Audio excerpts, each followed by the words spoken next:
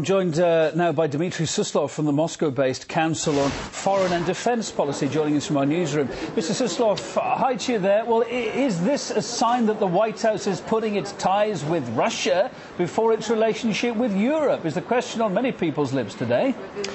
First, let me say that this is a sign that the Obama administration is putting ties with reality before ideology and obsession with dreams about absolute security, because indeed this decision is a recognition of the fact that the threat that the Bush administration missile defense project is supposed to counter, namely Iranian possession of long-range missiles armed with nuclear weapons, is non-existent and it is unlikely to appear in the observable future. Moreover, continuation of this old Bush policies prevents cooperation and prevents counting the real threat, which is preventing Iran from acquiring nuclear weapons and cooperating on prevention of Iranian attack by short and medium range missiles. But coming back to your question, you know, there is no single Europe here, and Western Europe was also concerned about the Bush administration policies as much as Russia.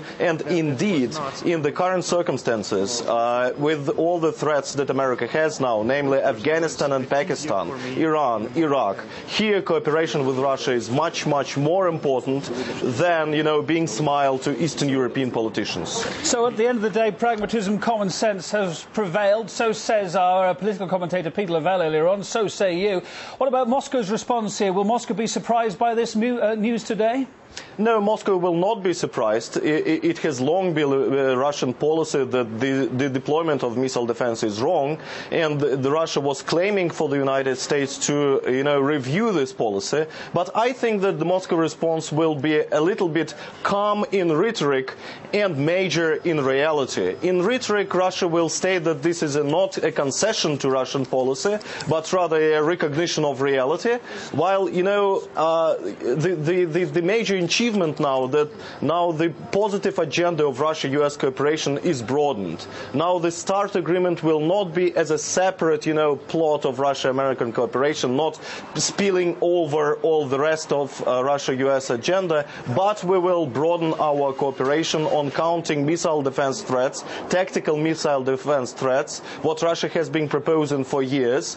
I think Russia-NATO relations will be improved because, you know, cooperation on counting short and medium-range missiles is something that NATO is going to govern, and Russia will also join, I think, here. So this is a precondition for broadening Russia-US cooperation indeed. And is this news today likely to spur on the signing of a new START treaty, the Strategic Arms Reduction Treaty, that's of course due to expire, what, in December this year? Yes, exactly. It is going to expire this December, and I think the decision of the Obama administration really speeds up the process of preparation of a new agreement, because the major disagreement was about the link between defensive weapons and offensive weapons, and Obama administration during the visit to Moscow still officially didn't want, you know, to make this concession to Moscow and agree that there will be a new agreement only if there is a decision taken on the missile defense. Now the decision seems to be taken on missile defense, and how there is a, you know, green light to elaboration of the new START agreement. OK, well, Dmitry Suslov, good to hear your thoughts on the programme, coming as you are from the Council on Foreign and Defence Policy. It's appreciated. Thank you. Well,